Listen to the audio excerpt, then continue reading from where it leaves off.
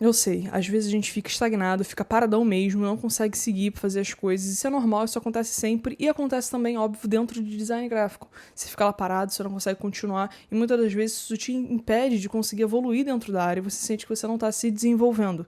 Mas existem umas paradas bem simples que você pode fazer no seu dia a dia, umas paradas bem básicas que vão te ajudar muito a desenvolver dentro da área. E é óbvio que eu vou te passar essas informações aqui hoje porque eu sou uma pessoa muito gente fina. Tô ligado, o Natal já passou, agora não adianta você ficar aí chorando, chorando as pitangas, entendeu? Porque você não me deu nenhum presente, falar, esqueci e tal. Não adianta você chorar, mano, que você pode fazer é se redimir e eu vou deixar você me dar como presente sua inscrição aqui no canal, tá? E é óbvio, como você tá me dando presente atrasado, tem que ser em dobro, então deixa o seu like aqui também, pra me dar um final de ano extremamente feliz, cara. Vamos lá, a gente vai começar bem pelo comecinho, tá? Saber qual foi a sua base dentro de design gráfico. Quando eu tava procurando alguns cursos pra fazer e tudo mais, quando eu tava procurando pra começar a entrar no mundo de design, e recentemente também, né, eu fiz essas buscas pra poder trazer esse vídeo, eu me deparei com vários cursos, assim, esses que vão bombardeando a internet, que falam muito sobre design dentro de um software específico, dentro de uma ferramenta, independente do software que seja, tá? Mas eles te ensinam muito a mexer dentro de um software, a dominar uma ferramenta. É óbvio que isso é importante, é claro que isso é importante, mas juro pra você, esse não é o essencial.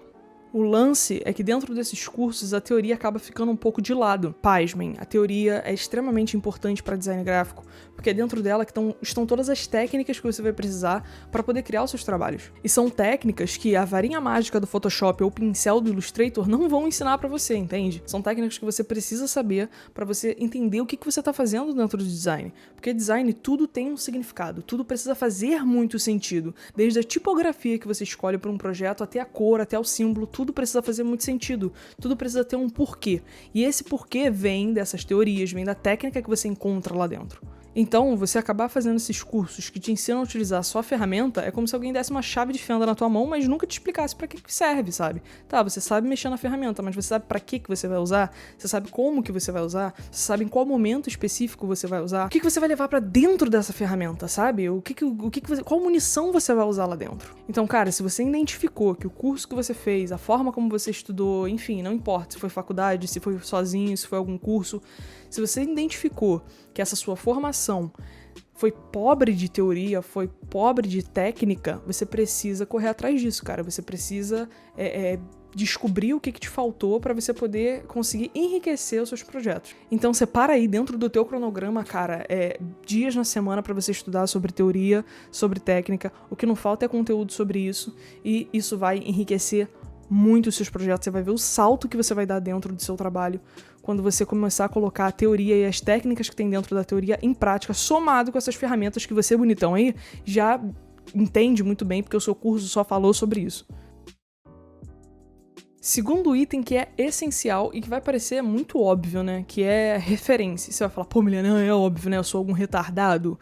Eu entendo de referência e tal. Relaxa, eu não tô te xingando não, mano. Fica tranquilinho aí. Só tô te explicando que, tipo assim, quando a gente fala sobre referência, acaba sendo algo muito genérico, assim, muito aberto. Referência, tá? O que é, no final das contas, pra que serve essa referência?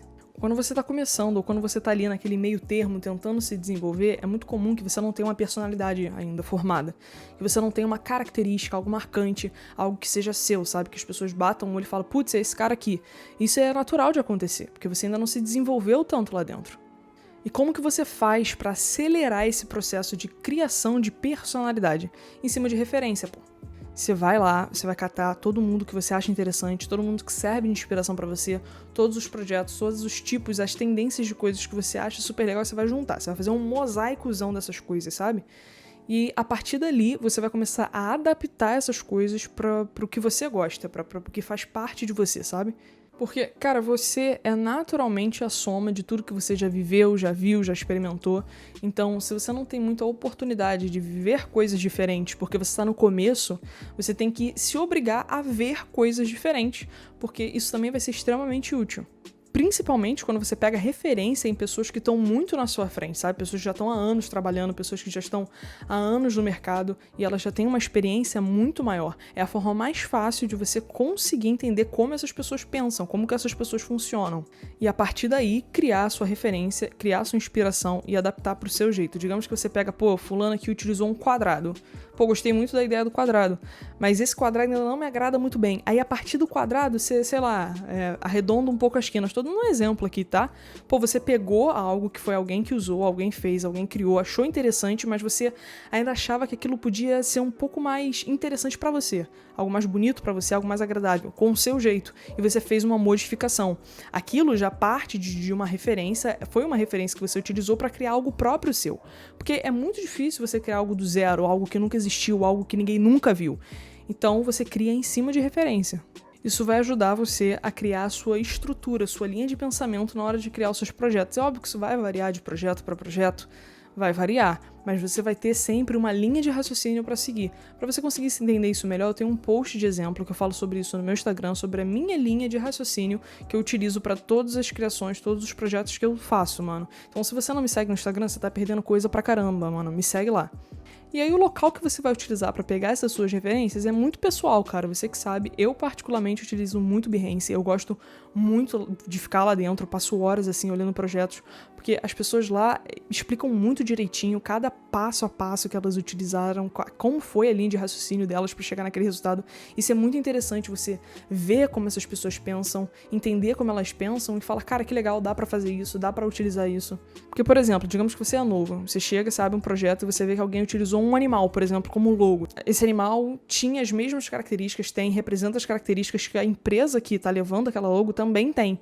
E você fala, olha que legal, eu posso também então, por exemplo, utilizar animais para criar logo, para criar as minhas artes. Ou se alguém utiliza alguma característica da infância do dono da empresa que traz a personalidade da empresa. Você fala, poxa, então também posso utilizar a história das pessoas, né, como base para começar a desenvolver os meus projetos. Então você vê como que todo mundo em volta pensa, você vai absorvendo um pouco de cada um, é a forma que você tem indireta de aprender com essas pessoas, cara. Então, tipo assim, leva isso pra tudo da sua vida, tá?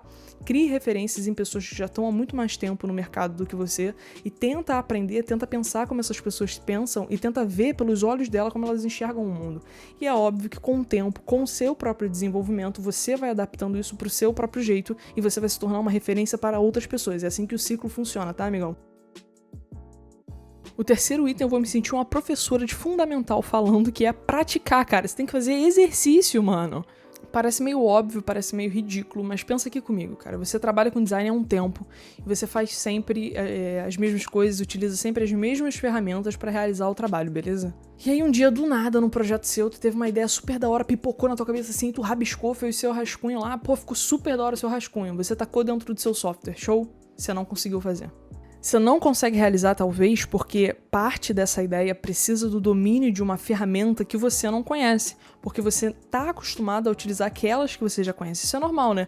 Às vezes a gente, dentro de correria de trabalho, você tem prazo, você tem cobrança, é natural com que você não arrisque fazer coisas muito diferentes daquilo que você conhece, porque você não quer correr o risco de não conseguir entregar a tempo ou de acabar fazendo besteira. Então é natural que você sempre faça aquilo dali que você já conhece.